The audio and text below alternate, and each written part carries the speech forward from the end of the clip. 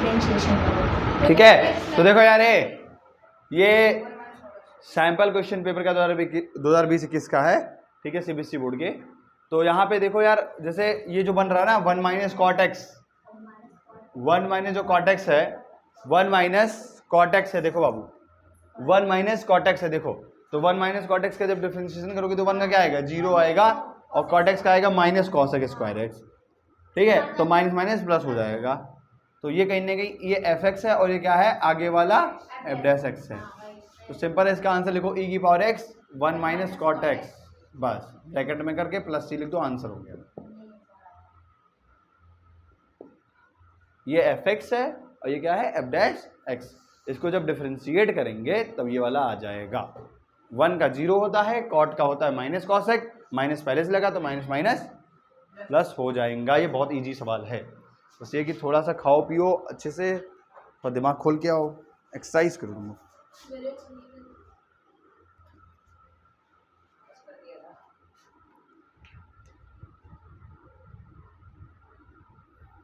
One by x minus 1 by x का square, इसको करो।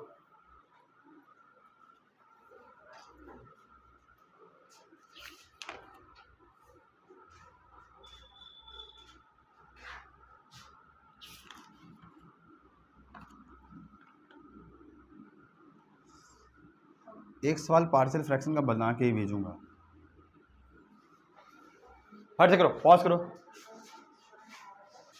तो आप इसका जो है सोल्यूशन आप कमेंट में दे सकते हैं, ठीक है, ये आप कर लीजिएगा, ये आसान है, ठीक है। 1 बाई एक्स का 1 बाई एक्स स्क्वायर ही तो होता है, अभी बताया था 1 बाई डब्बा, 1 बाई डब्बे का डिफरेंस होता है 1 बाई डब्बे का स्क्वायर माइनस में, ठीक है। अब अगला topic integration by partial fraction, integration by partial fraction, ठीक है, इंटीग्रेशन बाई पार्शियल फ्रैक्शन।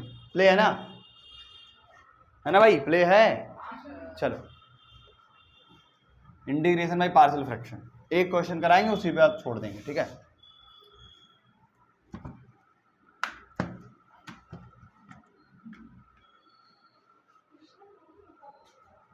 है ना, ये नया टॉपिक है इंटीग्रेशन बाई पार्शियल फ्रैक्शन।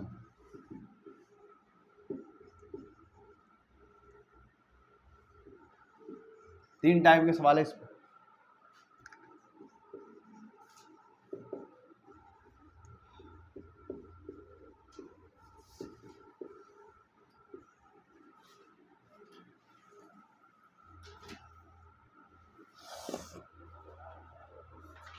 अब ये सवाल कब लगाएंगे, जब आपका कुछ फ्रैक्शन अपॉन फ्रैक्शन आए। क्या है, फ्रैक्शन अपॉन फ्रैक्शन आए, ऊपर एक पॉलिनोमियल नीचे एक पॉलिनोमियल हो, फ्रैक्शन अपॉन फ्रैक्शन या पॉलिनोमियल अपॉन पॉलिनोमियल हो, ठीक है, ऊपर एक पॉलिनोमियल नीचे एक पॉलिनोमियल हो, ठीक है। मतलब कुल मिला के सिंपल, ऊपर एक पॉलिनोमियल समझते हो, ऊपर एक पॉलिनोमियल हो, पॉलिनोमियल 1 और पॉलिनोमियल नंबर 2 नीचे हो, या फिर ऐसा हम लोग न्यूमरेटर अपॉन डिनोमिनेटर वाला सिनेरियो बन रहा है, तो फिर उसके लिए हम पार्शियल फ्रैक्शन यूज कर रहे होंगे। तो कंडीशन नंबर 1 है कि ये ऐसा कुछ सवाल होना चाहिए तब लगाएंगे, और दूसरा कंडीशन एक और है, क्या है, कंडीशन ये है कि न्यूमरेटर की जो डिग्री हो वो डिनोमिनेटर से क्या हो, छोटी। न्यूमरेटर की जो डिग्री हो डिनोमिनेटर की डिग्री से छोटी हो। डिग्री मतलब घात, पावर, डिग्री ऑफ न्यूमरेटर मतलब न्यूमरेटर को हिंदी में बोलते हैं अंश, तो अंश का जो घात हो वो हर के घात से छोटा हो।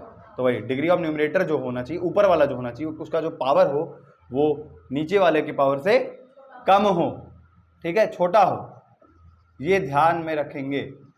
डिग्री ऑफ डिनोमिनेटर हमने शॉर्ट में DRNR और डिग्री को DEG लिख दिया, ये आप ध्यान में रखिए इसको। ये दो कंडीशन जब बनेंगी तभी आप इस टॉपिक का इस्तेमाल करके सवाल को करेंगे, है ना, ये ध्यान में रखो।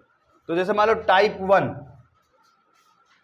3 टाइप के हैं इसमें, टाइप 1, टाइप 2, टाइप 3। तो अगर मान लो ऊपर क्या आ जाए, कुछ भी न्यूमरेटर में लिखा हुआ है और नीचे लिखा है लीनियर पॉलिनोमियल, लीनियर फैक्टर्स हैं, लीनियर फैक्टर मतलब डिग्री 1 वाला, पावर 1 वाला, ठीक है। रैखिक हिंदी में बोलते हैं, क्या बोलते हैं, रैखिक। जैसे मान लो क्या x माइनस ए, एक्स माइनस बी और x माइनस, तो इसको कैसे स्प्लिट करोगे? कुछ ऐसा आ गया सवाल, ऊपर एक पॉलिनोमियल लिखा है और नीचे कुछ लीनियर फैक्टर है, तो ऐसा कुछ आता है तो कैसे इसको तोड़ेंगे, स्प्लिट करेंगे? इसको ऐसे तोड़ेंगे, a upon x minus a plus b upon x minus b plus c upon x minus, ऐसे करेंगे। दूसरा ऐसा है कि अगर मान लो न्यूमरेटर में कुछ लिखा हुआ है और नीचे कुछ ऐसा लिखा हुआ, एक्स माइनस ए का होल स्क्वायर, फिर एक्स माइनस बी का होल क्यूब, फिर मान लो लास्ट में एक्स माइनस सी लिख दिया डायरेक्ट, बस खत्म। तो इसको कैसे स्प्लिट करेंगे, इसको बहुत ध्यान से सुनना। तो सबसे पहले करेंगे a बाई एक्स माइनस ए का, बस वही लिखेंगे। फिर अगला तुम्हें दिख रहा है कि यहाँ पे पावर 2 है, तो अगले वाले में पावर 2 करना ही पड़ेगा, तभी जाके वो बैलेंस हो पाएगा। तो b अपॉन एक्स माइनस ए का होल स्क्वायर करेंगे, मतलब जैसे देखो ए ही रहेगा, क्योंकि ये 2 बार था ना, एक बार इसके साथ हो गया इसको, तो लास्ट में इसको खत्म करके एंड कर दिए। अब अगला देखो c लिखेंगे यहाँ से, तो c की जगह x माइनस बी है, तो x माइनस बी लिखेंगे, बट अभी ये 3 बार है, तो इसको अगली बार फिर से 2 बार लिखेंगे, फिर लास्ट में फिर तीसरी बार लिखेंगे, ठीक है।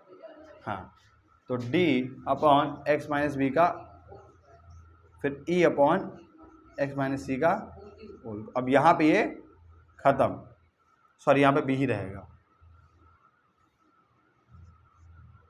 फिर लास्ट में देखो क्या f, तो f के नीचे क्या लिख देंगे, x माइनस सी है तो पावर 1 ही, तो क्या दिक्कत है, एक बार लिख दो।